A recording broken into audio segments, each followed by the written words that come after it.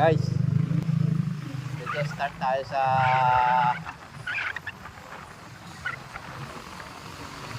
non-contact apprehension ni MMDA. Naglagay tayo ng camera ngayon. Titignan natin ang sitwasyon ng EDSA. Dadaan tayo sa EDSA. Mayroong nakalagay dito na camera na hindi mo makikita. Pinapatupad ngayon ng bago na Manila Development yung MDA natin para daw sa mga pasaway na motorista. Tingnan natin yung sitwasyon kung nakakatulong ba o nakadagdag sa problema. Kung maluwag ngayon ang maluwag mamaya ang EDSA, ibig sabihin nakakatulong nga. Parang kunting dumadaan ngayon kung ano.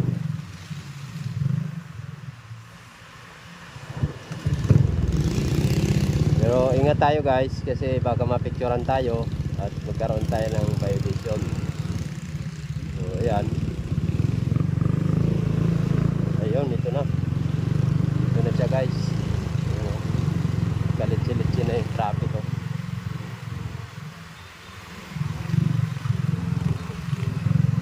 So dito tayo sa kanang bahagi.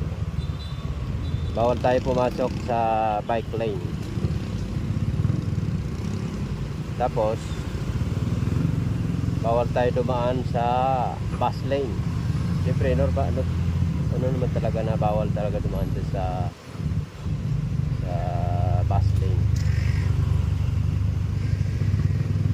Pero sana bigyan nila ng konsiderasyon ang mga motor. Kasi kung papipilahin pa nila dyan sa mga tulad yan guys, papipilahin pa nila dyan sa mga four wheel.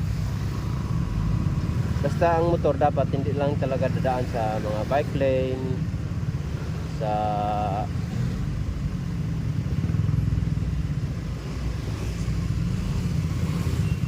bus lane.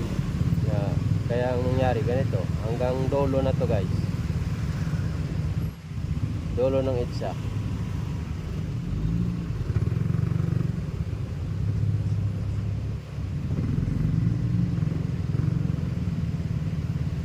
Ganyan na siya guys.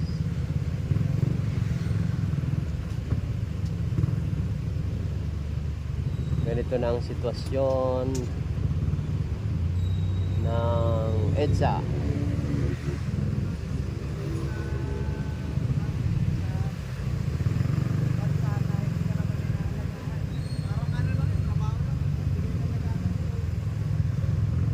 Yung mga matitigas talaga ulo, dadaan sa bike lane. Kung nagpapadali ka, daan ka sa bike lane. Masubukan kung talaga bang makapturan ka ng intelligence. Tayo subukan natin na sunod-sunod lang tayo dito sa sunod tayo dito sa mga nauna. Pwede namang sumingit-singit basta sa ano lang, yung pwedeng yung mga katulad yung mga putol-putol na linya, pwede pa rin sumingit ang motor.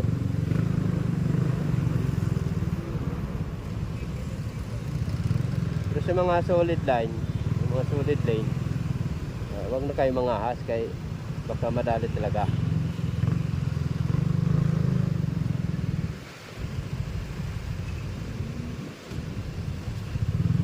Tapos may bago na namang ipapatupad.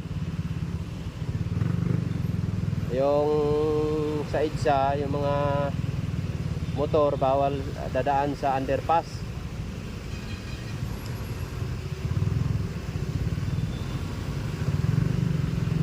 Hindi ko alam kung kailan nila ipapatupad yon. Bawal dumaan ang mga motor sa underpass.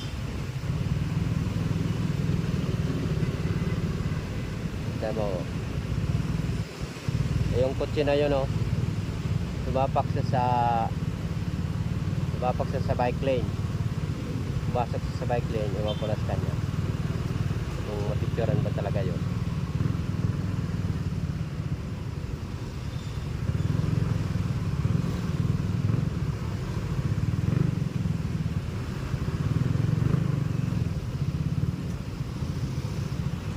Hindi ka naman dahil sunod-sunod ka lang eh. Sunod-sunod ka lang sa ganyan. Hanggang dun sa dulo. Wala tayong magawa eh. Ganun talaga eh. Sila yung may power eh.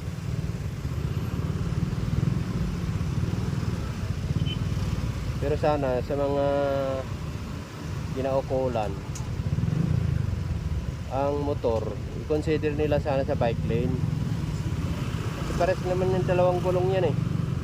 Nakalagay dyan sa sign, dalawang gulong. Hindi, dalawang gulong naman yung motor eh. I-consider nyo sana yung mga motor. Kasi ang motor, kung isama nyo pa dyan sa mga 4 wheels, sayang pa yung space ng ma-consume ng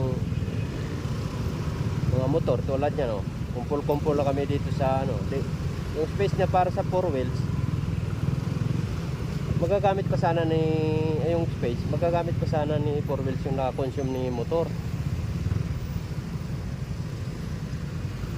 Kaya panawagan sa mga kinaukulan, ang bike lane, i-consider nyo na dyan ang motor. Kasi dalawang gulong din naman yung motor eh. Hindi naman yan 4 eh. Diba guys? Comment down below guys kung tama yung suggestion ko, kung mali ba, para makabawas sa traffic na lang ang makonsume ni motor dito para sa 4 wheels. Hindi niya na magamit, doon na sila sa gilid. Payag na nga kami nga gilid na lang amin eh.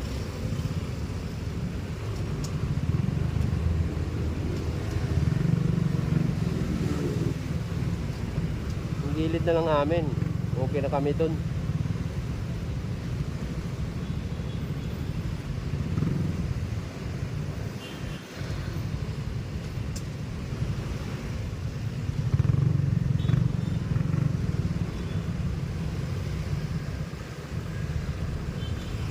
Merong in-cap dito sa EDSA, sa Buendia. Yan.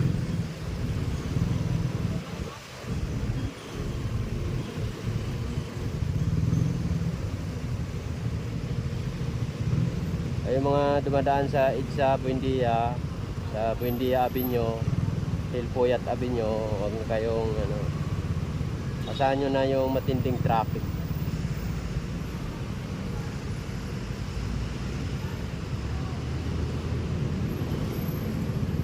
Kasi wala tayong magawa, kailangan sumunod sa batas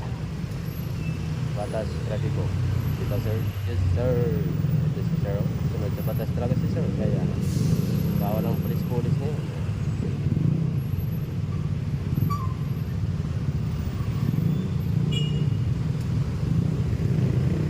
Picture ang kainin ka pa, tapos ka talaga.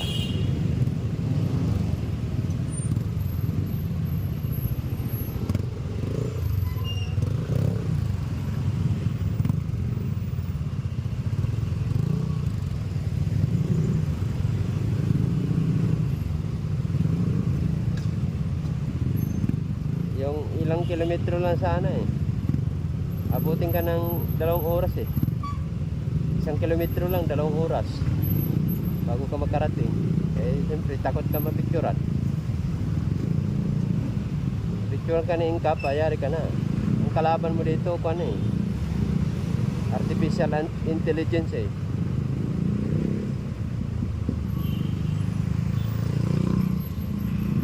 Pasok tayo dito sa motor lane.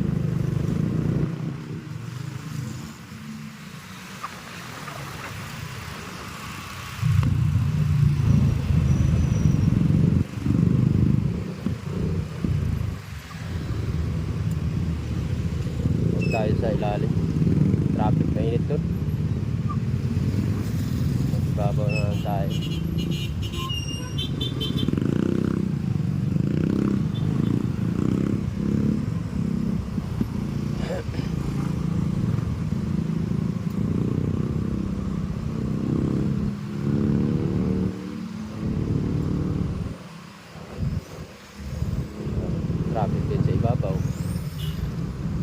Dito na lang tayo sa ilalim. Paugat lang tayo sa ilalim. Paugat.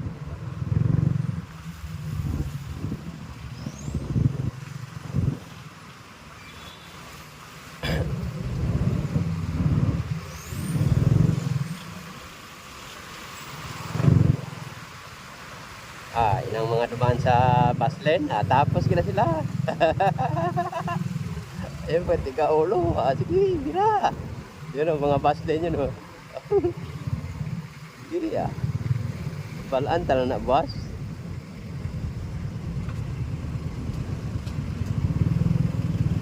Malaman natin tomorrow. Tomorrow I need you.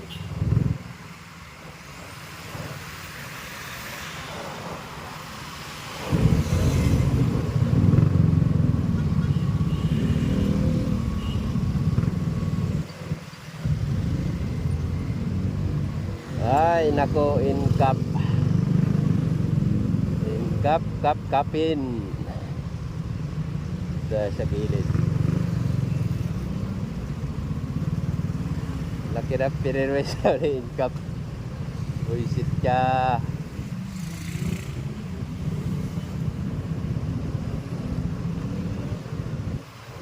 Daming hulingan si incap. CCTV camera operating. Yan o. Yun yung mga nakalagay sa babaw.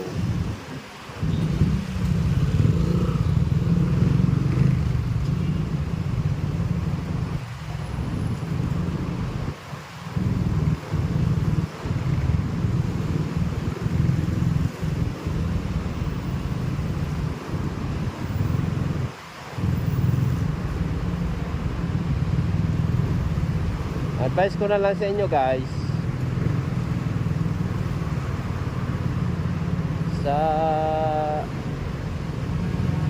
mag-log na lang kayo sa portal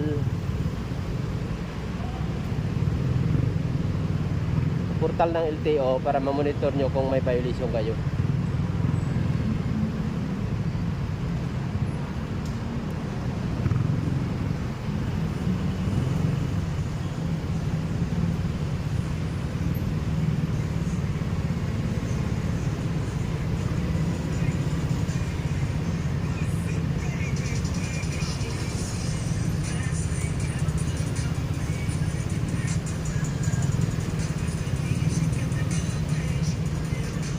Ay, nantok na ako, incap. Ka.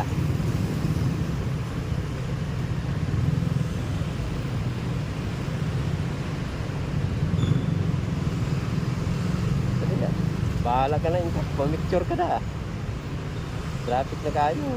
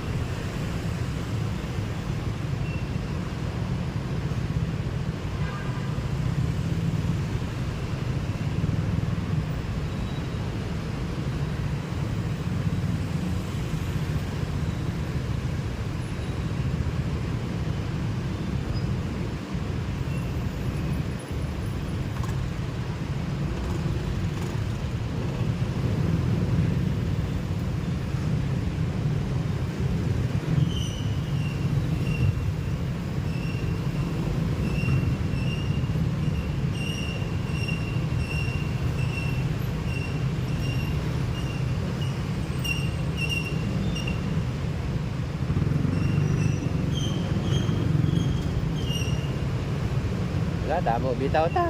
Iya, bira. Pamicture dry incap. Ini picture. Damo bitaw ni.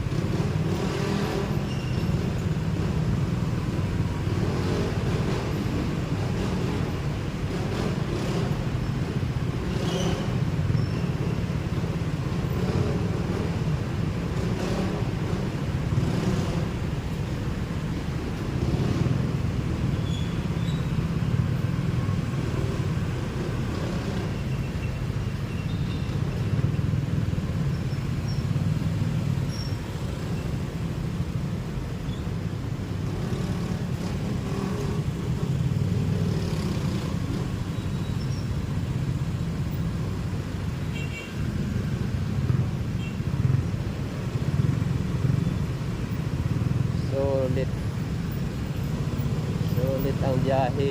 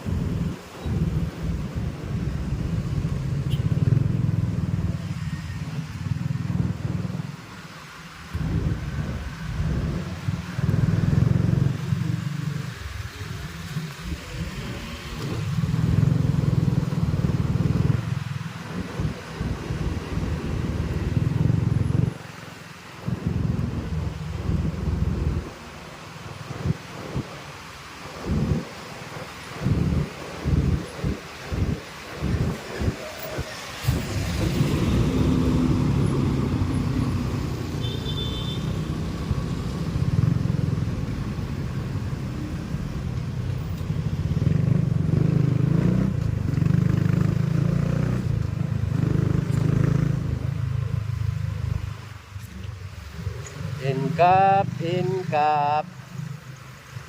Los-losan ka ra.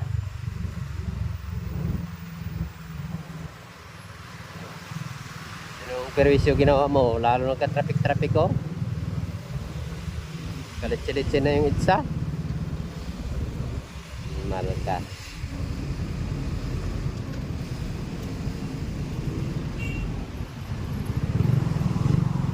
Yari ka na ka-incap. Bang ka sa bus lane.